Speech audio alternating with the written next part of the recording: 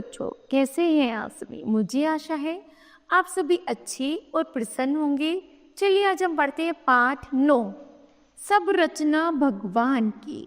करते हैं इस कहानी की शुरुआत।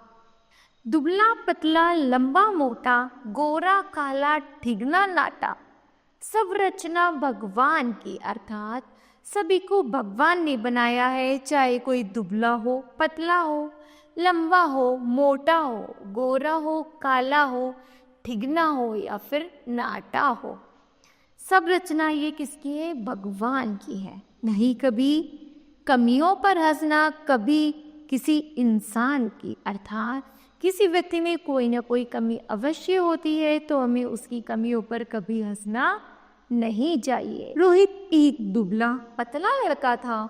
वह इस स्कूल में नया नया आया था, इसलिए थोड़ा शर्मा रहा था। तभी कुछ शरारती बच्चे वहां आए और बोले, तुम तो बिल्कुल सेंक लाई हो, क्या तुम्हें घर पर खाना बनाना नहीं मिलता? यह सुनकर रोहित को रोना आ गया। तभी वहां नमिता आई। वह बहुत समझदार और अच्छी लड़की थी। उसने उन बच्चों को डांटा और कहा, तुम कैसी गलत बात करते हो? यह दुबला है तो क्या हुआ? इसमें और कई गुण हो सकते हैं। आओ भैया कक्षा में चले, कहकर वह रोहित को कक्षा में ले गई। रोहित को अब कुछ धीरज हुआ। उसने नमिता से पूछा, दीदी आपको तो ये बच्चे नहीं चिढ़ाते ना? नमिता बोली, अब नहीं, पर जब मैं भी पहली बार स्कूल आई थी तो यह मुझे मोटी मोटी कहते थे।